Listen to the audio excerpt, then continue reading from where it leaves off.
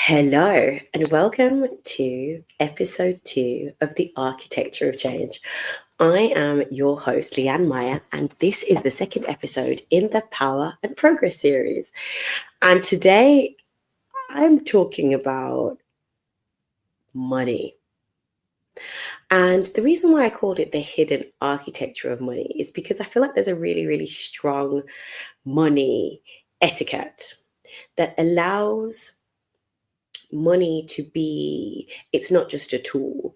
It allows money to be visible and invisible in our lives in a way that still has a massive impact on us. But because it's been so cleverly architected, the systems around money, the etiquette around money, we don't necessarily always realize what's going on, where it affects us, how it affects us. Most of the time, we think about it within the construct of not having any.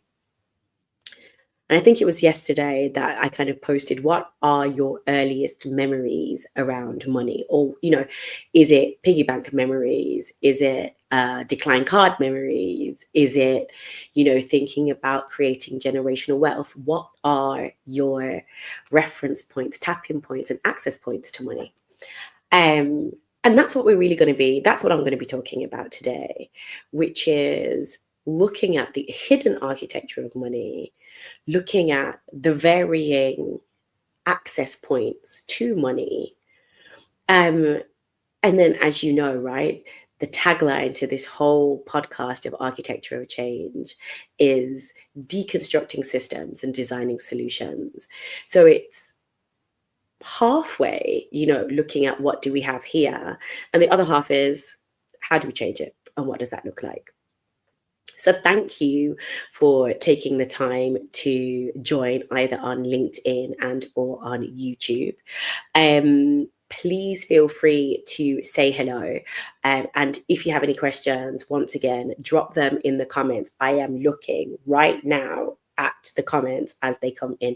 I might be doing this a little bit, squinting a little bit because they're a little bit far away, but it doesn't matter.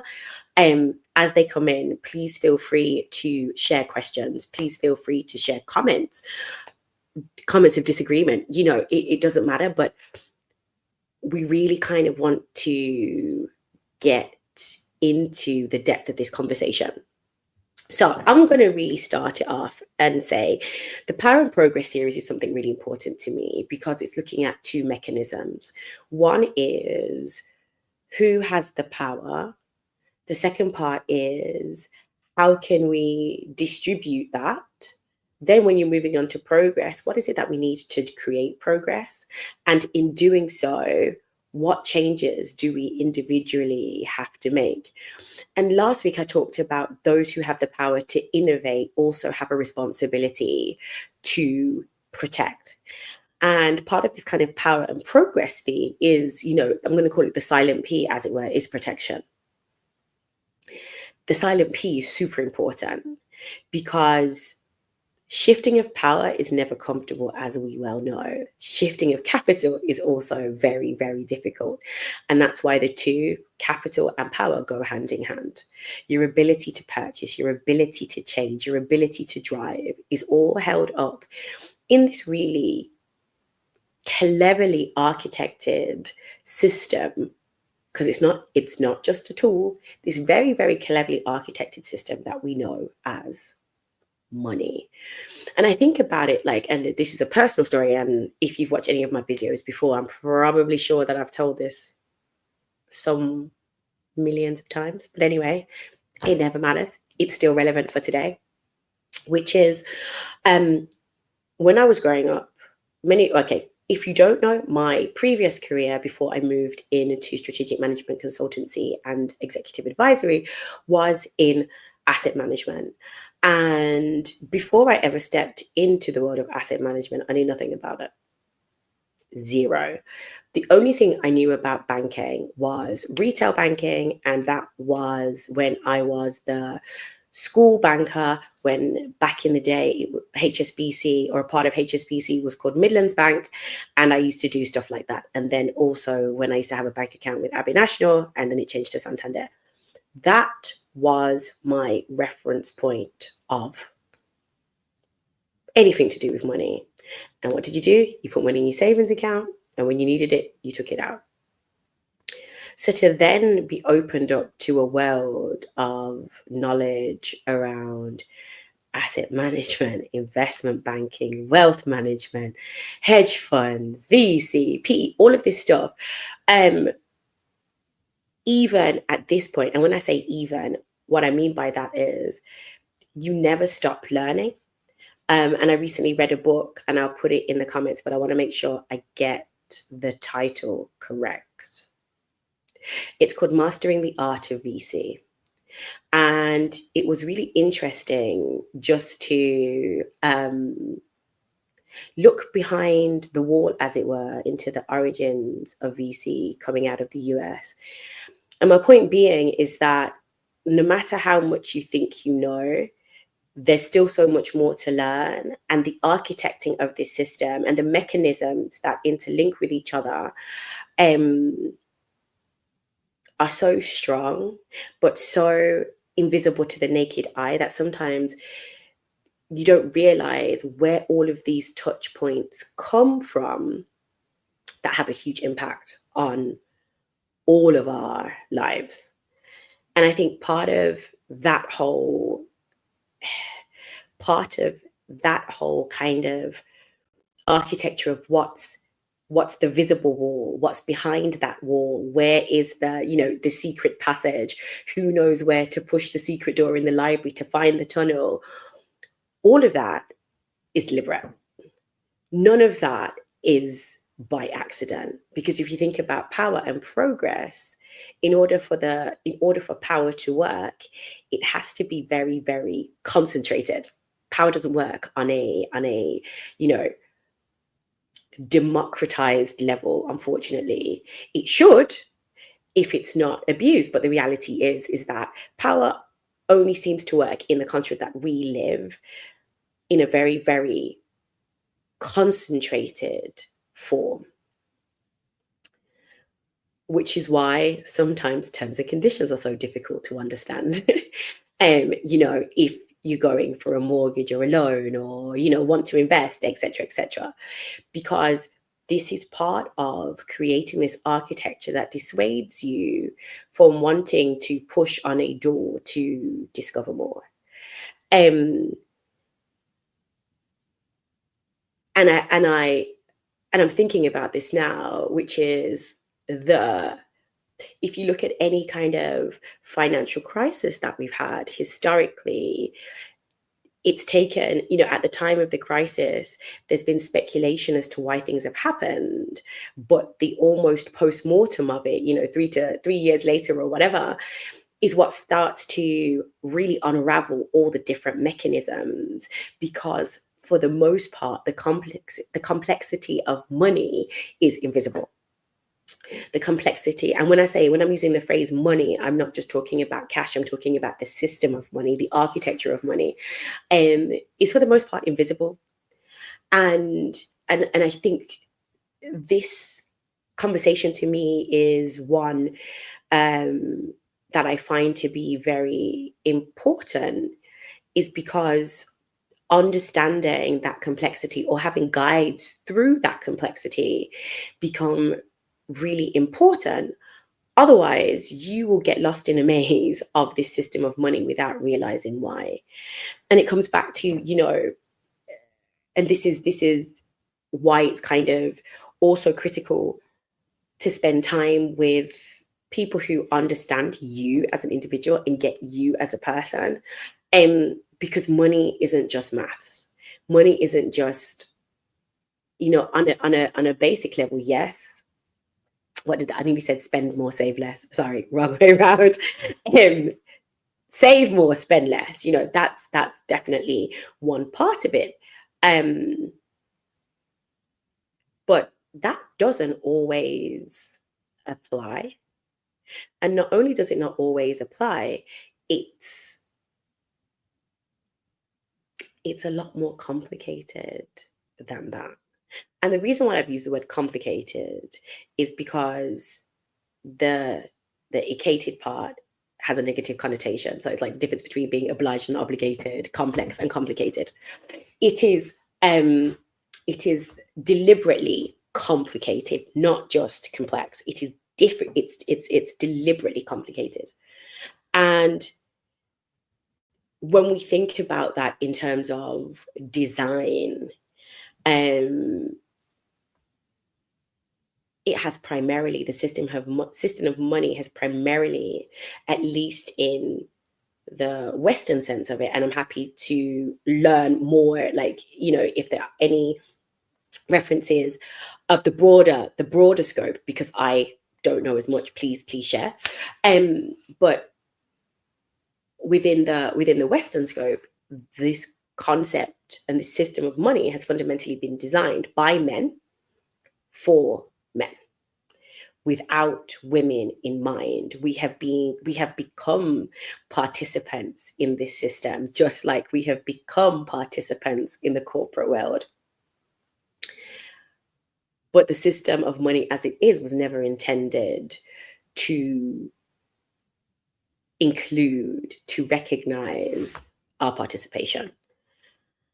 And just as I've said that, even though I knew it, just articulating that out loud has made me just go, do you know something? It's made me also think about how women and funding. It's made me think about, the reasons why women are deemed risk averse as investors, as in individual investors. And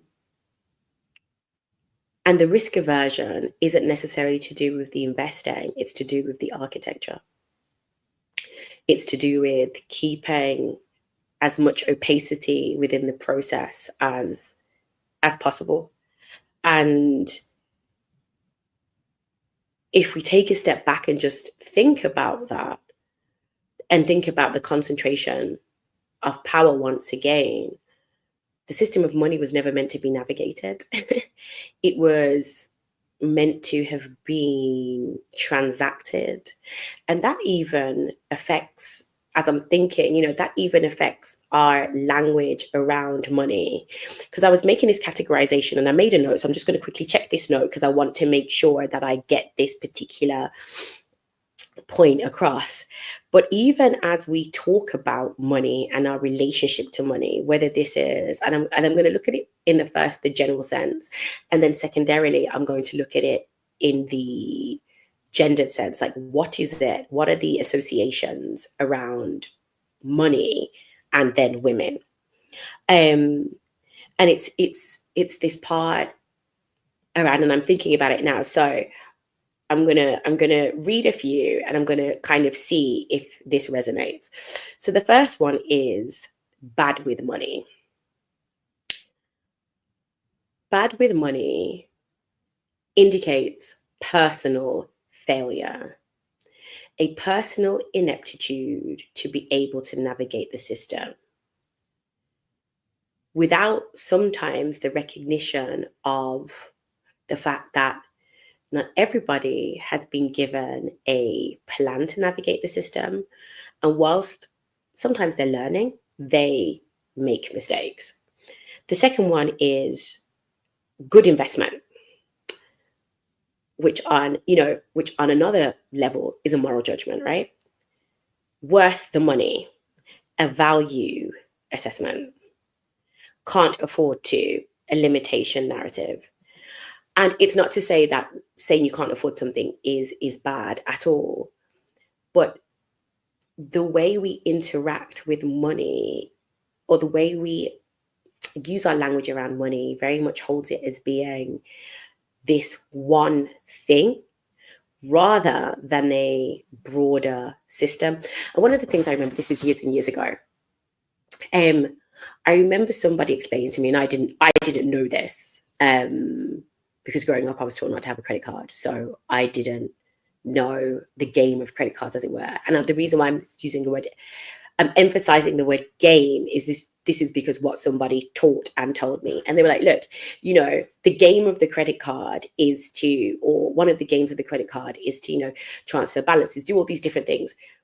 And it was I still didn't do it because I didn't trust it. That's full disclosure there. But the point is that there was a game, a set of rules around the system of money, when a lot of the times most of us are thinking about the actual, not necessarily the physical cash in your hand, but we're thinking about the money we know, not the larger system that there is.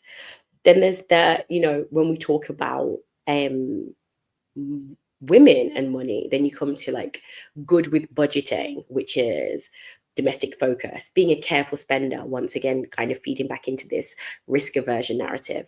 Then investment in family, care economy versus, and then also financial security, safety focus. But then when you look at kind of the language around men or male coded financial language, you get to wealth building, risk taking, portfolio growth, market dominance, the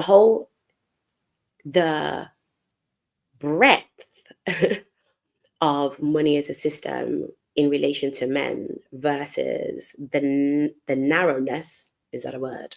Narrowness? I think it is. The narrowness of which, when talking about women and money, the focus is almost this narrow, really speaks to the expectations of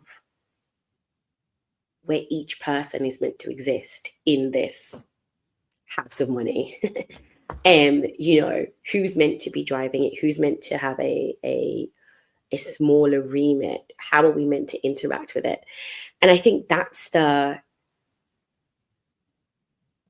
kind of one of the questions. And people always say money is a very personal and emotional thing. Because there's an etiquette around it and talking about it and not talking about it. And B, there's an expectation that you're meant to know so much more than you potentially do.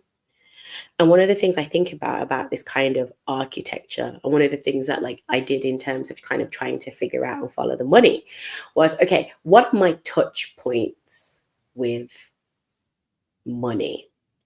And like, one of my first questions was, okay, so when I put money into a savings account, why do I earn interest? And then you kind of go through I have a salary. Okay. I pay national insurance, or I pay whatever. I pay private healthcare. I have a pension. What does this state pension do? How does that work? And I think sometimes the trick or the illusion in the architecture is that a lot of things seem more difficult than they really are. And this is why I love organizations or companies that are focused on really democratizing the knowledge around this system of money, and understanding terms and conditions and understanding risks in a way, especially for women.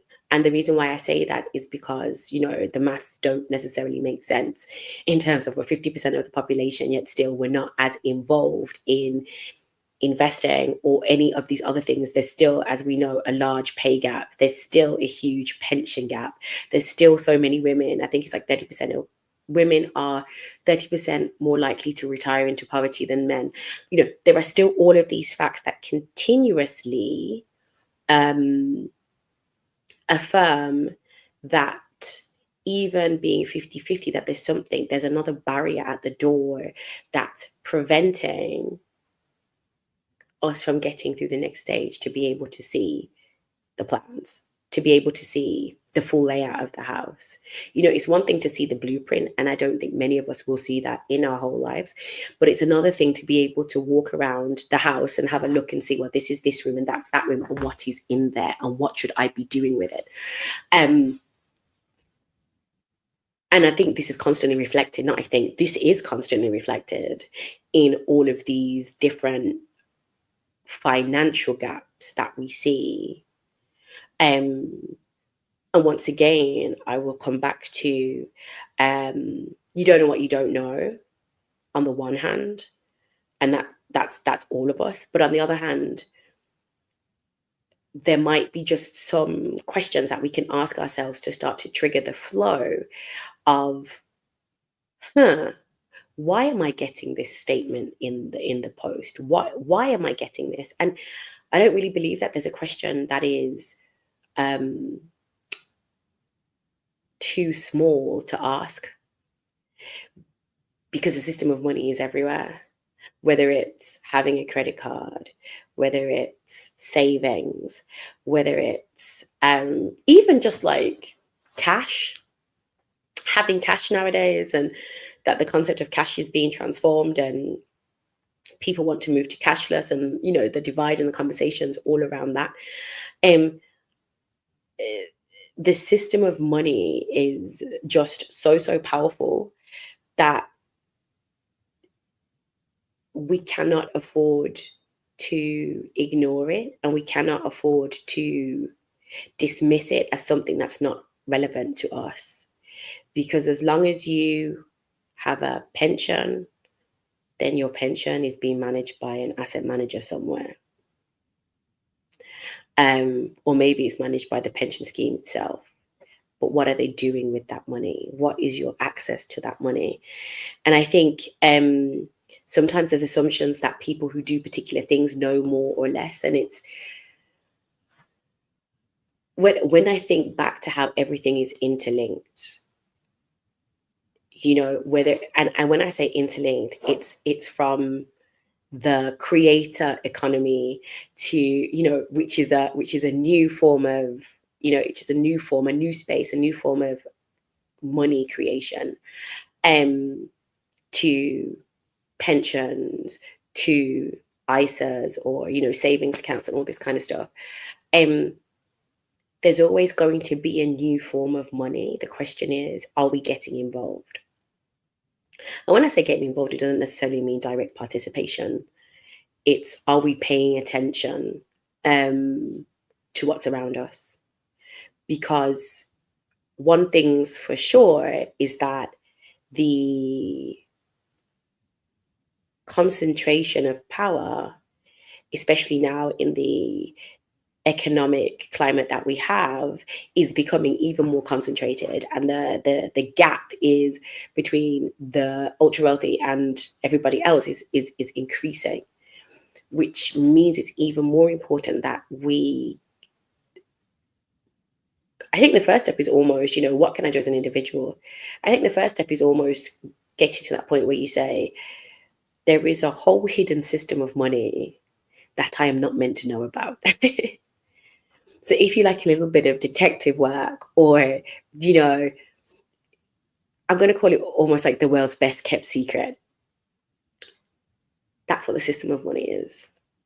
It's there because we think about our purchasing power, but there's so much more. There's so much more to it than that. And I wanted to talk about kind of in depth all the different access points, but I am slowly running out of time. But we can do that on another day if anybody kind of wants to go into detail on that. But I just think, before we get to it's like, if financial literacy is a language, then I'm trying to think of the right analogy. It's like, if financial literacy is a language and you want to get there, I think it's almost like figuring out the touch points that directly affect you.